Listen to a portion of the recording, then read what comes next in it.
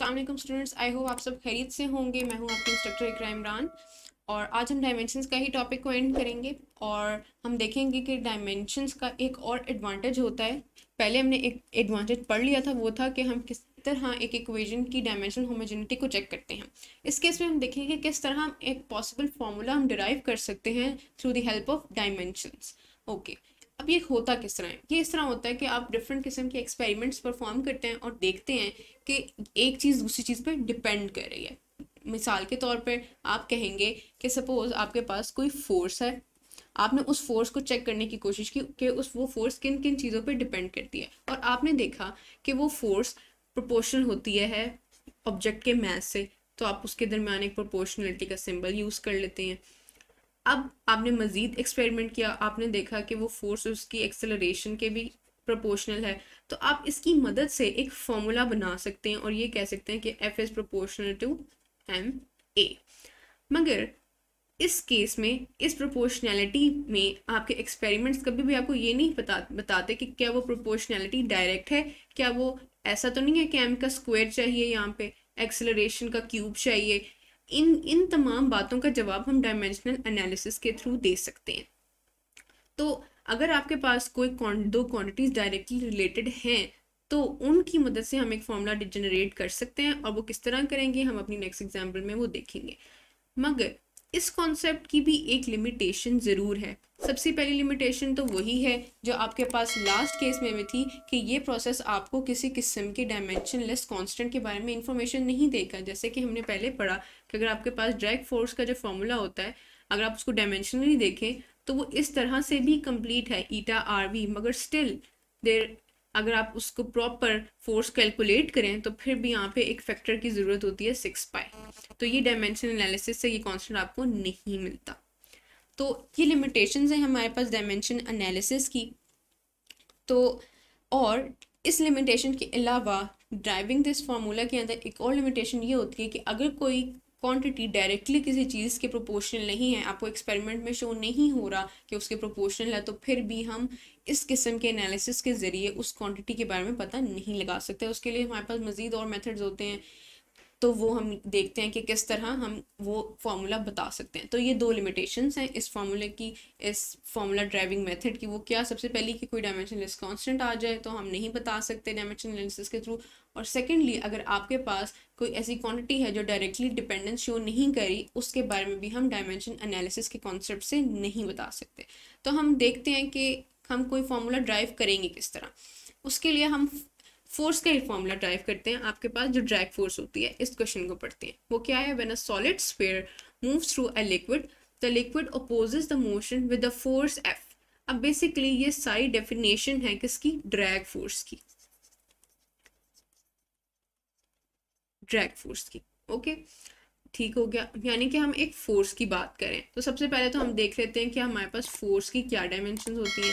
Force की dimension हमने उसकी डायमेंशन इक्वेशन में देखी थी, m L T minus 2 force की डायमेंशन होती है। ओके, अब देखिए, the magnitude of the force depend upon the coefficient of viscosity eta having dimensions this. और आपको गिवन में बता भी दिया गया है, अगर आप गिवन डाटा लिखें तो ईटा एक कांस्टेंट है और उसकी जो डायमेंशंस हैं वो ये हैं, m1 l-1 t-1। ठीक है, किसी भी लिक्विड के लिए ईटा की वैल्यू डिफरेंट होती है, मगर ऑफ कोर्स उसकी डायमेंशन हमेशा सेम ही होंगी। और किस चीज़ के प्रोपोर्शनल है आपके पास फोर्स? सबसे पहले तो फोर्स आपके पास प्रोपोर्शनल है ईटा के। उसके बाद फोर्स आपके पास प्रोपोर्शनल है रेडियस ऑफ द स्फीयर के, proportional to the radius and the speed of the speed v of the sphere. यानी कि इन दो चीज़ों से फोर्स आपके पास प्रोपोर्शनल है। मगर अगेन आपको इस केस में नहीं पता कि इस प्रोपोर्शनैलिटी का एग्जैक्ट क्या रिलेशन है। हो सकता है कि अगर आप ईटा को 2 टाइम्स इंक्रीज करें तो फोर्स 1 टाइम इंक्रीज होती हो। ठीक है, यानी कि अगर आपके पास इधर कोई क्या एक्सपोनेंट है, किन एक्सपोनेंट्स की मदद से फोर्स रिलेशन शो करिए, उसके बारे में हमें कोई इंफॉर्मेशन नहीं है। तो हम इस चीज को दोबारा से लिखेंगे। वो क्या तरीका है? वो ये है कि force is equal to eta with some constant A कह लें, जो उसका एक्सपोनेंट होगा, जो उसकी पावर होगी। आर को आप b कह लें और वेलोसिटी की पावर को आप c कह लें। अब आपने बताना है कि डायमेंशन एनालिसिस के थ्रू कि a b और c की क्या वैल्यूज़ हैं। ए बी और सी की वैल्यूज हमें कैसे पता चलेंगी? डायमेंशनल एनालिसिस के थ्रू पता चलेंगी। तो आइए अब हम डायमेंशन एनालिसिस को करते हैं। हम इस इक्वेशन को डायमेंशंस की फॉर्म में लिख लेते हैं। वो किस तरह? वो इस तरह, M L T minus two is equal to eta की क्या डायमेंशंस हैं? M one, L minus one, T minus one की पावर ए। सिमिलरली आपके पास जो r है उसकी क्या डायमेंशन होती है? लेंथ की डायमेंशन, इसको आप, और उसकी पावर है b आपके पास। और जो वेलोसिटी है उसकी डायमेंशन होती हैं आपके पास -1 और उसकी पावर है c। अब हम ये काम करते हैं कि हम तमाम सेम डायमेंशंस को इकट्ठा कर लेते हैं। वो किस तरह? वो इस तरह। लेफ्ट साइड को तो इसी तरह रहने दें, L T minus two is equal to M A L minus two minus ए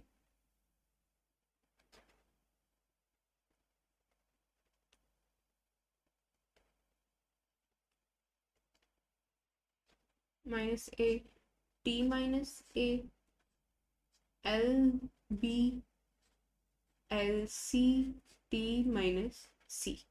ठीक हो गया। अब हम क्या करेंगे? हम एक कंपैरिजन परफॉर्म करेंगे।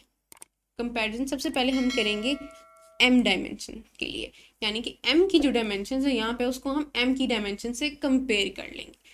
इस इक्वेशन को गौर से देखें, यहाँ पे m की क्या डायमेंशन है? 1 इज इक्वल टू, यहाँ पे m की क्या डायमेंशन है आपके पास? सिर्फ एक ही है, a है। तो आपके पास a क्या आ रहा है? 1 आ गया। ये आपने सेव कर लेना है कि a आपके पास 1 आएगा। सिमिलरली अब आप l के लिए देखें, l की यहाँ पे क्या डायमेंशन है?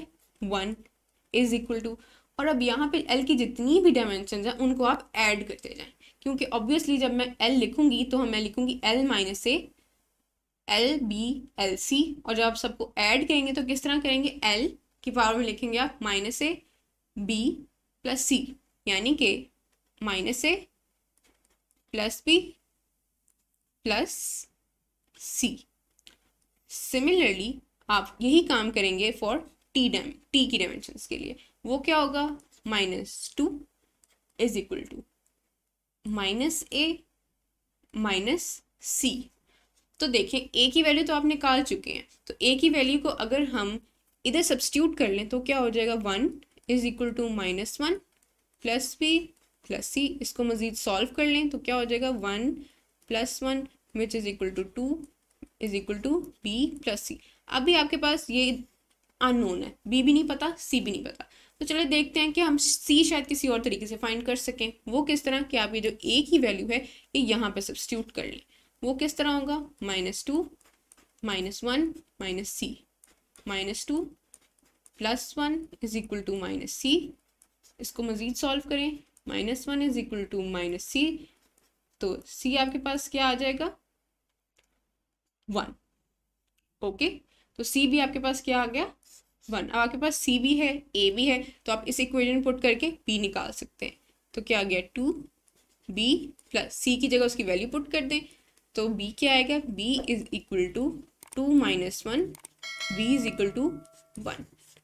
तो इस तरीके से आपने ए भी निकाल लिया, बी भी निकाल लिया, सी भी निकाल लिया थ्रू डायमेंशनल एनालिसिस। अब इस ए, बी और सी को हम यहाँ पे रिप्लेस कर देंगे।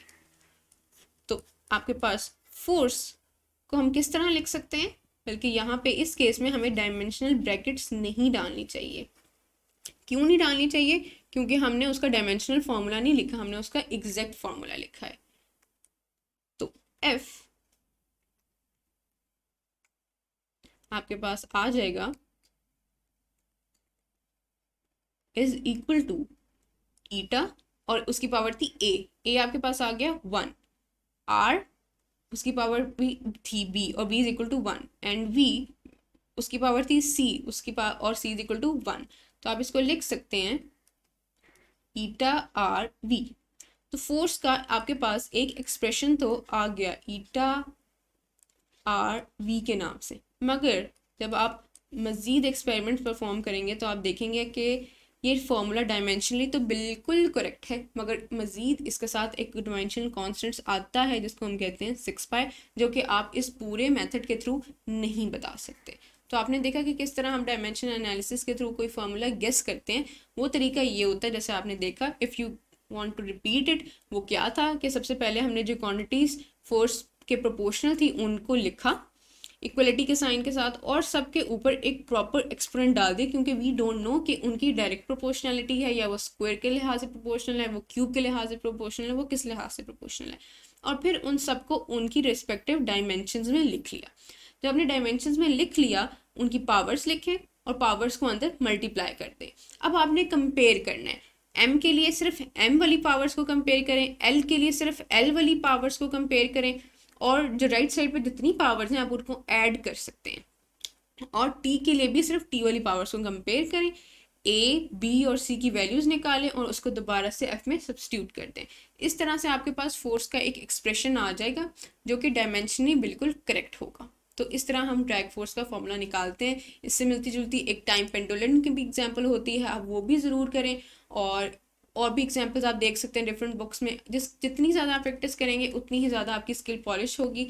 इस टॉपिक में मज़ीद अगर कोई आपको सवाल आते हैं तो मुझसे ज़रूर पूछें, और उम्मीद है कि आपने एग्जाम्स की प्रिपरेशन कर रहे होंगे। Best of luck. ये चैप्टर आज ख़त्म हो गया है और आगे हम मज़ीद इसकी न्यूमेरिकल प्रॉब्लम्स डिस्कस करेंगे। Okay, have a good day.